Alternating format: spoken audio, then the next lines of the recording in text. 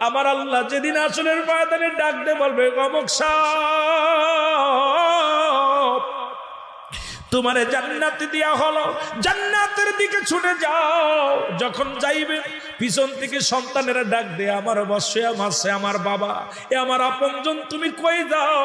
আমি জান্নাতে যাই। কয়ে জান্নাতে কেমনে যাও? আমাকে নিয়ে যাও। সারা জীবন তুমি নামাজ পড়েছো, একদিন নামাজের তাগিদ দাও না গাই। সারা জীবন তুমি রোজা রাখছো, একদিন রোজা রাখার জন্য আমার তাগিদ দাও নাই। সারা জীবন আমি ভুল পথে চলেছিলাম, একদিন তুমি আমার সঠিক পথের দাওয়াত দাও নাই। একদিন তুমি আমারে তুমি লালন পালন করেছো, ইসলামের বিধান শিক্ষা দাও নাই। আজকে তুমি জান্নাতের দিকে যাও, আমাদেরকে জাহান্নামের ফেরেশতারা আমাদেরকে নিয়ে যায় জাহান্নামের দিকে তরাইয়া। আজকে তুমি কই যাও? লয়ে যাও, মানে লয়ে যাও। ওই জাহান্নামের মালিক ফেরেশতা মুসলমান শুনে নাও, ওই বাবাকে শুদ্ধ ধরে জাহান্নামের মধ্যে ছুঁড়ে মারবে, কারণ এই জান্নাতের মধ্যে যাওয়া সম্ভব হবে না। এই জন্য আমি আপনাদেরকে বইলা যাই, সন্তানাদি যা হয়েছে আজ থেকে বিধান মানেন, ইসলামের বিধান মেনে জীবন গড়েন, তাহলে দুনিয়া আখিরাত দুইটাই কামিয়াব হবেন। জোরে জোরে বলেন ঠিক কিনা? আমি আপনাদের অনুরোধ করি, আজকে সন্তান আদি হয়েছে, ওই সন্তানের প্রেমে পড়িয়া সন্তানের কিছু বললেন না। ওই সন্তান ছোট্ট থাকতে কিছু বলেন না, একটু বড় হলে সন্তান বাড়ি থেকে রাগ করে যাবে, কিছু বলবেন না। একটু বড় হইলে যখন বড় হয়ে যাবে, ইনকাম শিখবে, সন্তানের কিছু বললে আপনাকে আঘাত করবে, খাইতে দিবে না।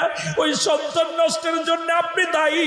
ছোটবেলা থেকে যদি কোরআন শিক্ষা দিতেন, ছোটবেলা থেকে যদি নামাজ শিক্ষা দিতেন, ছোটবেলা থেকে যদি ইসলামের বিধান শিখাইতেন, ও মুসলমান শুনে নাও, ছোট্টবেলা থেকেই যদি ওই কাদা যদি সেনে যা বানাইবেন তাই হবে।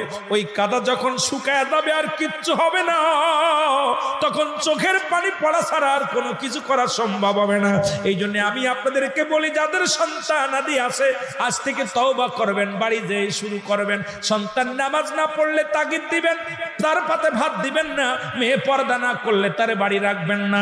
আমি আপনাদেরকে অনুরোধ করি, সন্তানের কারণেই যাবেন জান্নাতে, আবার সন্তানের কারণেই যাবেন জাহান্নামে। জোরে বলেন ঠিক কিনা? যেমন রাসূল পাক সাল্লাল্লাহু আলাইহি সাল্লাম বলেন, সাহাবীরা রে তোমরা কি কবুলাদের সব পাইতে চাও? সাহাবীরা বললে, ইয়া রাসূলুল্লাহ, ইয়া হাবিবাল্লাহ, কে বানা চায়? নবী বললেন, তোমাদের বাড়ি যাদের পিতা মাতা জিন্দা আছে সালাম দিবা, আসসালামু আলাইকুম মা, আসসালামু আলাইকুম বাবা। তোমার আমলনামায় একটা করে কবুল হজের সব লেখা হয়ে যাবে। জোরে বলেন মারহাবা। বাবারা আমার, এখনো সময় আছে, এখনো সময় আছে। এখনো দুনিয়া থেকে যেহেতু আল্লাহ নেয় নাই, দুনিয়ার মধ্যে এখনো জিন্দা আছেন। প্রতিনিয়ত সন্তানদের সঠিক পথে চালানোর জন্য চেষ্টা করেন, সঠিকভাবে চালানোর জন্য চেষ্টা করেন। সুদ থেকে বাঁচান, ঘুষ থেকে বাঁচান, জিনা থেকে বাঁচান, ব্যভিচার থেকে বাঁচান, ভুল পথ থেকে ফিরান। কারণ এর জন্য দায়ী সরকার নয়, এর জন্য দায়ী এলাকার মহল্লার মানুষ নয়, এর জন্য প্রতিটা গার্জিয়ান দায়ী আমরা। কারণ আমাদের সমাজ, আমাদের জাতি নষ্ট হয়ে যায়। ও যুবক ভাইয়েরা শুনে নেন, আমি আপনাদেরকে বলে যাই, সময় আর বেশি নয়। কারণ কখন যেন মালাকুল মউত চলে আসে, কখন যেন ধরা পড়ে যায়। এই পৃথিবীর মধ্যে কে আগে যাবে, কে পরে যাবে, কেউ বলতে পারি না। এই দুনিয়ার মধ্যে আসার একটা সিরিয়াল আছে, যার কোনো সিরিয়াল নয়। দেখা যায় দুনিয়ার মধ্যে সন্তান জিন্দা, বাবা নাই। সন্তানের লাশ বাবার কাঁধে, বাবার লাশ সন্তানের কাঁধে। এই পৃথিবীর মধ্যে সন্তানের লাশ যে বাবাই কাঁধে নিচে সেই বাবাই যাবে।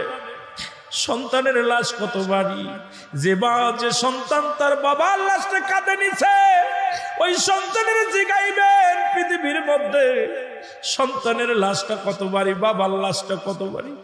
পৃথিবীর মধ্যে লাশ বহনকারী ব্যক্তি যাবে, এই পৃথিবীর মধ্যে লাশ বহনকারী ব্যক্তি যাবে, তার বাবা মায়ের লাশটা কত ভারী। ওই লাশ নিয়ে চলতে পারে না, ওই লাশের গাড়ি নিয়ে চলা সম্ভব হয় না। এই জন্য আমি আপনাদেরকে বলে যাই, পৃথিবীর মধ্যে তিনটা বিপদ, এই তিনটা বিপদ আমাদের আগে শুধরাতে হবে রে মুসলমান। এক নাম্বার বিপদ হলো মানুষের মরণ। দুই নাম্বার বিপদ হলো মুসলমান কবর। তিন নাম্বার বিপদ হলো কিয়ামতের ময়দান। একটার পর একটা বিপদ। এই মরণের পেয়ালা পান করতে হবে, এর সন্দেহ নেই।